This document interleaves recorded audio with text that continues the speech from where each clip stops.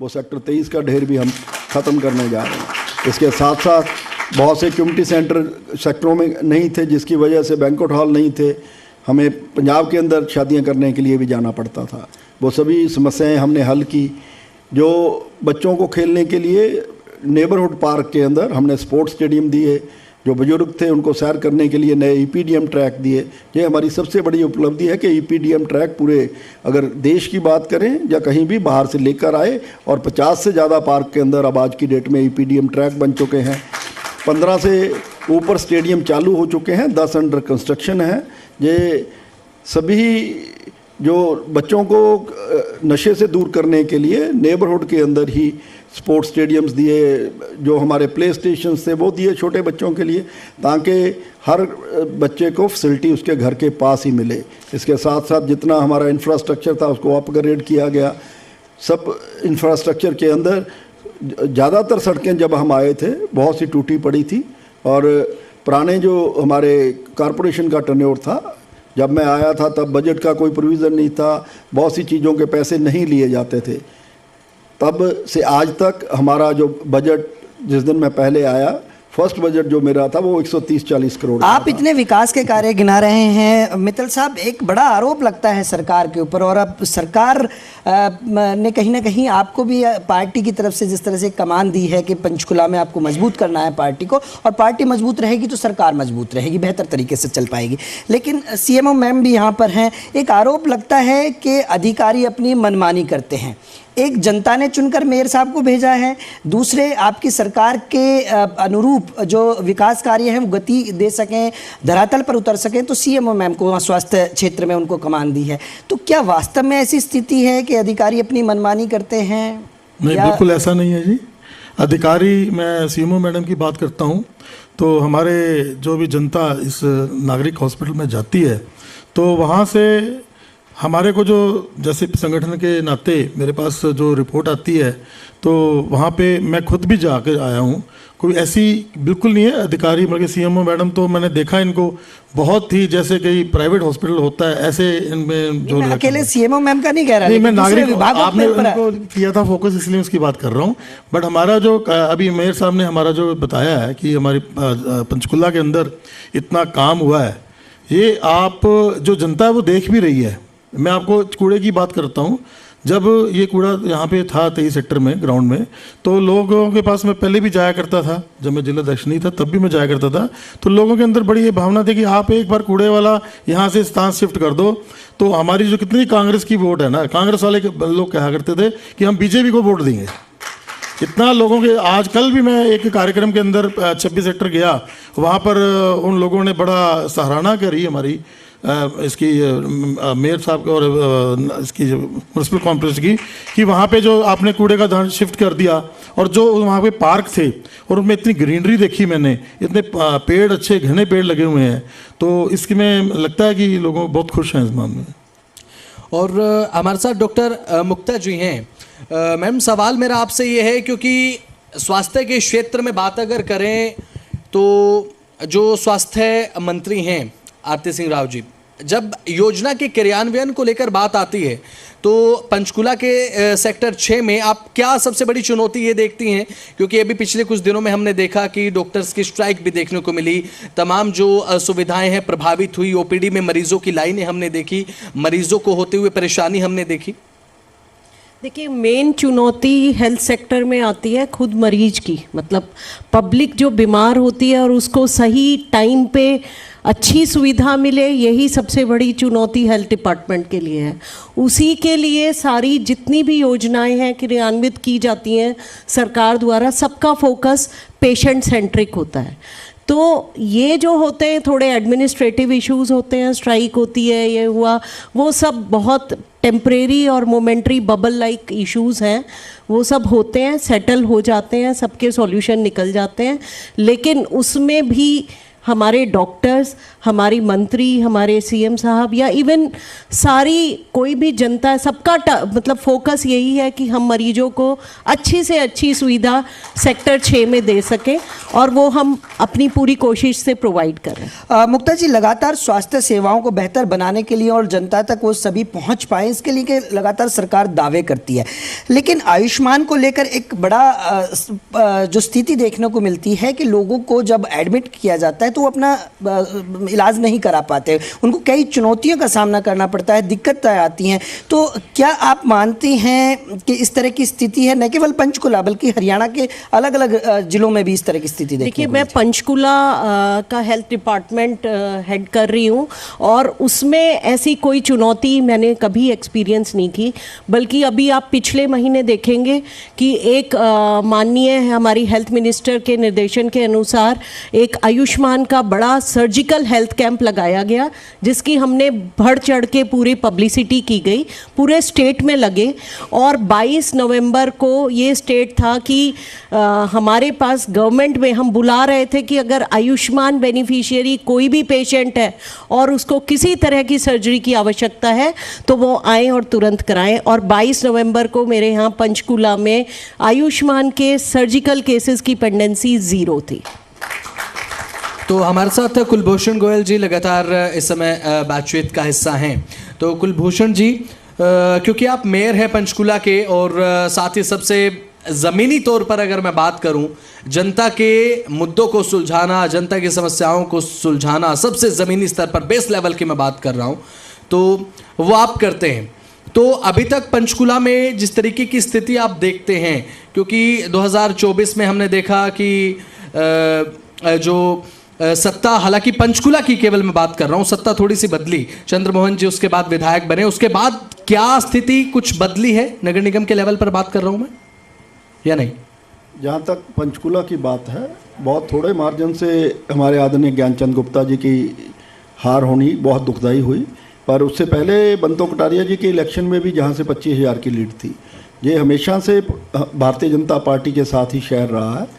अलग अलग फैक्टर कई बारी काम कर जाते हैं, जिसकी वजह से कोई ना कोई जो ये आप बात कर रहे हैं एमएलए के इलेक्शन की, उनकी बात कर रहे हैं, पर हमेशा से भारतीय जनता पार्टी के सदा जो पंचकुला साथ रहा है, शहरी के क्षेत्र साथ है, कुछ कॉलोनियाँ और गांव की थोड़ी बहुत समस्या चलती रहती हैं, पर हमारी सरकार के द्वारा गांव के अंदर भी जितना विकास हुआ है उतना शहर के अंदर हुआ।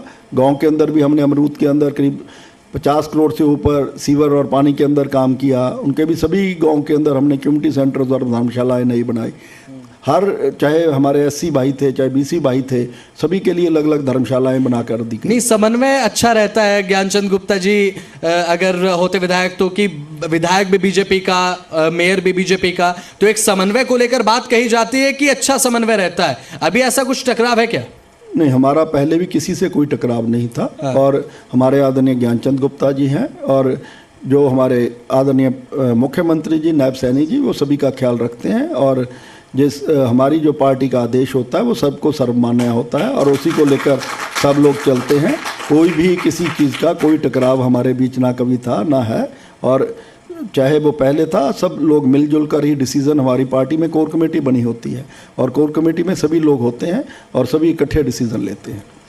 मित्तल साहब, अब संगठन को और मजबूत किया जाए, क्योंकि वो जो हार मिली उसके बाद से एक बड़ी चुनौती सामने आ गई, क्योंकि आप तो बिल्कुल सत्ता के सिंहासन के नज़दीक बैठे हुए हैं, तो तुरंत सारे प्रभाव नज़र आते होंगे। तो क्या लगता है कि अब धीरे धीरे, क्योंकि ये भी आरोप लगाते आप नज़र आते हैं कि जो कांग्रेस के विधायक जीते हैं वो जनता के बीच जाते ही नहीं हैं। वो बिल्कुल ठीक बात है कि जो हमारे कांग्रेस के विधायक चुने गए हैं वो जनता के बीच में तो जाते नहीं हैं, बिल्कुल भी नहीं जाते। और जो हमारी सरकार है वो तुरंत हमेशा ही आप देखो हमेशा जनता के बीच में ही रहती है। और जो हमारे आप बात कर रहे हैं कि इलेक्शनों की या कुछ भी, तो हमारा यहाँ पे संगठन बहुत मजबूत है। हमारा संगठन किसी भी और संगठन के मुकाबले में अगर आप देखेंगे तो हमारे यहाँ पे हर तरह की रचना बनी हुई है। हमारी एक टीम वर्क होता है। हमारे जैसे अभी मेयर साहब ने बताया कि कोर कमेटी बनी हुई है। हम कोई भी फैसला अकेले नहीं लेते। जैसे कांग्रेस में आपने देखा होगा कि अगर एक ही व्यक्ति है जो सारा कुछ देखता है या एक ही लीडर है, हमारे यहाँ कुछ भी ऐसा नहीं है। हमारा जो भी काम कुछ भी हमने करना होता है तो हम मिलकर ही काम करते हैं।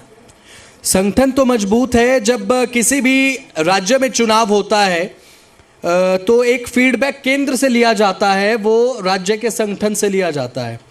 और बीजेपी को लेकर तो ये बात है कि भाई छोटे से लेकर बड़े लेवल तक कोई भी बात आउट नहीं होती, ऊपर से एक आदेश आता है और सूचना के बाद सोचना बंद, सीधा उस आदेश को मानते चले जाते हैं, ये बात कही जाती है। लेकिन सवाल ये है सर, सवाल ये है कि जब फीडबैक लिया गया पंचकुला की विधानसभा सीट को लेकर, क्योंकि पंचकुला की विधानसभा सीट नंबर 1 सीट है और ये बहुत ज़्यादा मायने रखती है हरियाणा की राजनीति में, क्या जब फीडबैक लिया गया तो क्या स्टेट लेवल पर जो संगठन है, जो डिस्ट्रिक्ट लेवल पर संगठन है, क्या ये सेंस कर पाने में नाकाम था कि मामला थोड़ा आउट ऑफ कंट्रोल जा रहा है? ऐसा बिल्कुल नहीं था जी। इससे पहले हमारे एमपी का इलेक्शन होकर हटा था और हम 25,000 वोटों से जीते थे। तो आंकलन देखो, पब्लिक का ये बैंडेड होता है, इसमें कुछ भी कोई भी चीज़ की आप लगा नहीं सकते एस्टिमेट।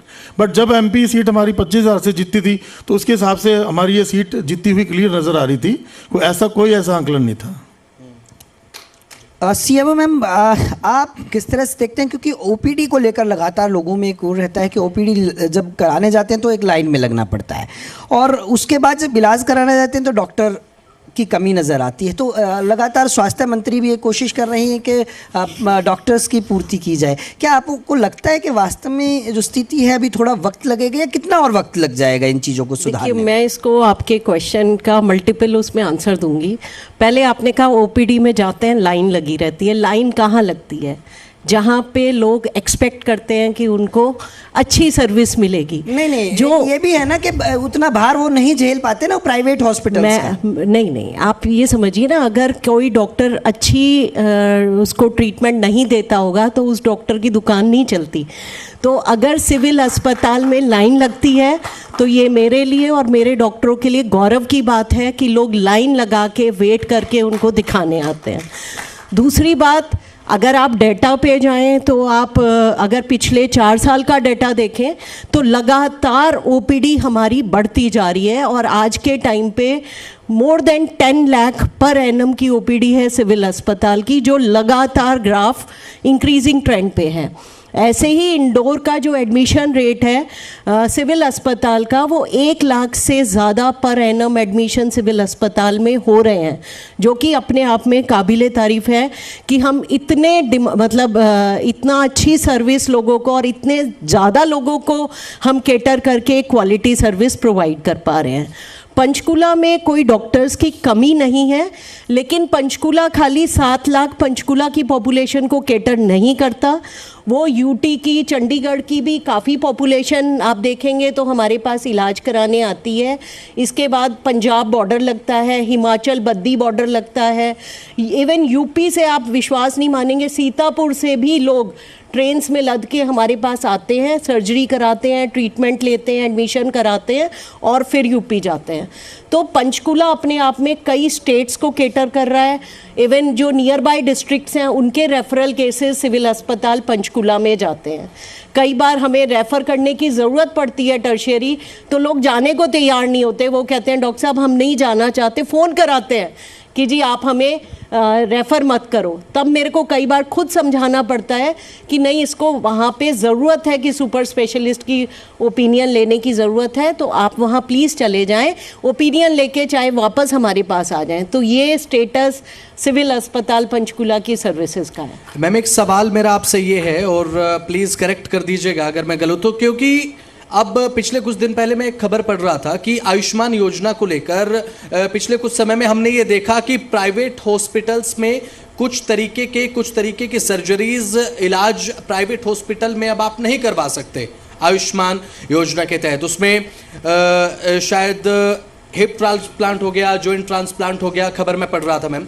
और बल्कि आपके लिए तो ये होना चाहिए कि प्राइवेट हॉस्पिटल में भी अगर आप जाएंगे तो बल्कि गवर्नमेंट हॉस्पिटल पे लोड कम पड़ेगा ना, क्योंकि अगर आप प्राइवेट अस्पताल में भी जाते हैं इलाज कराने के लिए, वही अगर गवर्नमेंट अस्पताल में लाइन लगाएंगे वहां तो ओपीडी की लाइन और वैसे ही लंबी होती है। देखिए, सर्जरी और ओपीडी की लाइन का कोई मैच नहीं होता। सर्जरी मैंने आपको कहा, आयुष्मान के हमने इवन पब्लिसिटी कर करके, अनाउंस कर करके लोगों को आपके मीडिया के माध्यम से काफ़ी हमने अनाउंस कराया कि कोई भी आयुष्मान की सर्जरी जिसको भी ज़रूरत है वो आए।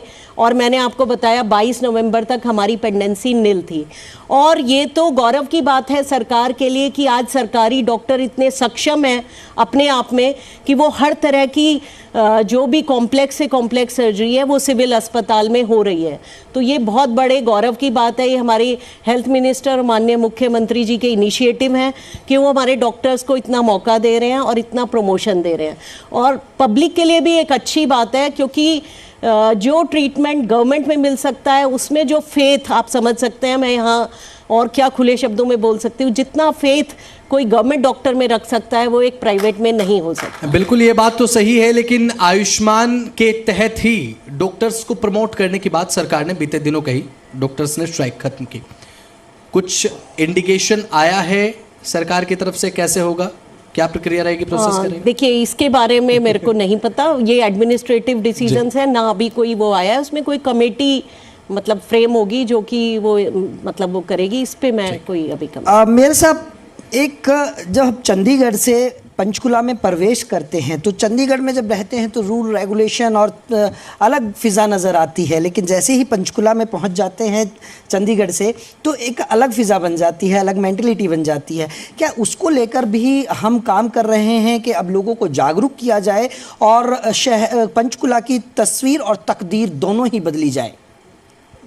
जहाँ तक आप मोटर व्हीकल एक्ट की बात कर रहे हैं, जहाँ हमने जो सीसीटीवी कैमरा जितने भी ख़राब पड़े थे सभी ठीक करा दिए, और हज़ारों चालान लोगों के, अगर वो कोई भी ऑफेंस करते हैं, चाहे वो सीट बेल्ट का है, चाहे गाड़ी तेज़ चलाते हैं, चाहे रेड लाइट क्रॉस करते हैं, चाहे हेलमेट नहीं पहनते, सभी के चालान अब हो रहे हैं। इसके साथ साथ हमारी जो पुलिस फोर्स है, एल्कोमीटर उनको इतने ज़्यादा हैं कि लोग अब तो उल्टा हमें कहने लग गए, जब वो चाहे 5 सेक्टर है, चाहे हमारा चंडी मंदिर एरिया है, कि आपके सबसे ज़्यादा अगर शराब की चेकिंग किसी भी मोटर व्हीकल्स में हो रही है तो वो पंचकुला के अंदर हो रही है, ना कि चंडीगढ़ के अंदर हो रही है। हमारे कोशिश यही है कि हमारे भी जितने रेजिडेंट्स हैं वो सभी रूल्स एंड रेगुलेशन फॉलो करें, उसी के ऊपर हमारा पूरा फोकस चल रहा है, और चलानिंग भी उसी हिसाब से काफ़ी ज़्यादा हमने बढ़ाई हुई है।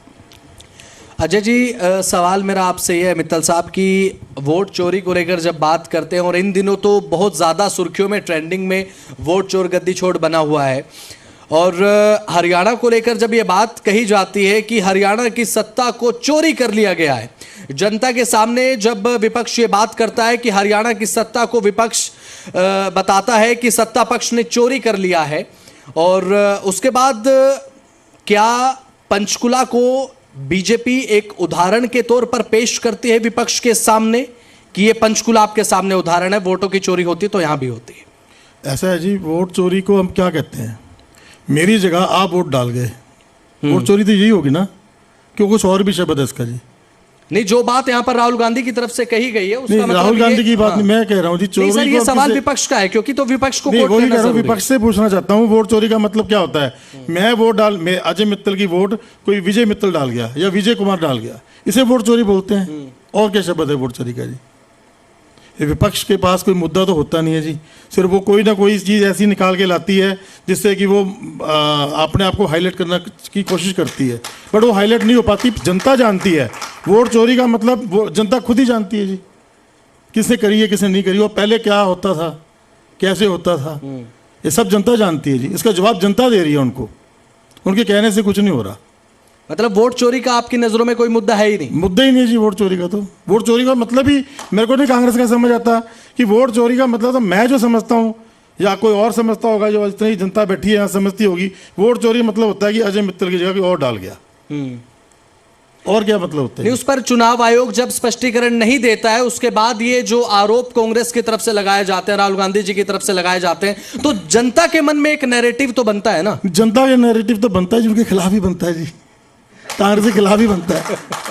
चलिए उसका रिजल्ट दे भी रही है, बिहार में दे दिया, अब आने वाला रिजल्ट आपको वेस्ट बंगाल भी पता लग जाएगा। ठीक है अजय। देखिए बहुत बहुत शुक्रिया आप तीनों लोगों का, आप यहाँ आए और अपने तमाम सवालों के आपने जवाब दिए। मैम ने स्वास्थ्य सेवाओं की जिक्र किया, आपने संगठन को मजबूत किस तरह से बनाया आपने बताए, और मेयर साहब ने बताया कि किस तरह से तस्वीर और तकदीर पंचकुला की बदलेगी। धन्यवाद आप सभी का। धन्यवाद। तो बहुत बहुत शुक्रिया आप सभी का, एक बार जोरदार तालियां। अपने विभागों से जुड़े सवालों का जवाब दिया। सर प्लीज मंच से मत जाइएगा और प्लीज मंच पर बने रहें। मैं गुजारिश करूंगा हमारे editor Vinod Lamba ji, sir please Vinod ji मंच पर आए और हमारे खास मेहमानों को मेमोंटो देकर सम्मानित करें, क्योंकि सवाल जब किए जाते हैं चाहे पक्ष हो या फिर विपक्ष, बेबाकी से जवाब सुनिश्चित करना जनप्रतिनिधियों की एक जिम्मेदारी होता है, और चाहे वो प्रशासनिक अधिकारी हो या फिर जनप्रतिनिधि। एक बार फिर से जोरदार तालियां, और क्योंकि तालियों की गड़गड़ाहट यहां पर रुकनी नहीं चाहिए। तो सत्ता पक्ष से यहां पर सवाल जवाब का सिलसिला लगातार जारी है, चाहे बात विपक्ष की करे, क्योंकि लोकतंत्र में विपक्ष की अपनी एक अलग महत्वपूर्णता होती है। बात प्रशासनिक अधिकारियों की कर ली जाए, क्योंकि सरकार की तरफ से योजनाओं को बनाया जाता है, लेकिन जनता तक जो पहुंचाने का काम करते हैं, क्रियान्वयन होता है, वो सीधे तौर पर प्रशासनिक अधिकारियों का होता है। और ये पैनल जिसमें हमने जनप्रतिनिधियों से बात की, मेयर से बात की, और साथ ही साथ जिला अध्यक्ष से बात की, और साथ ही सीएमओ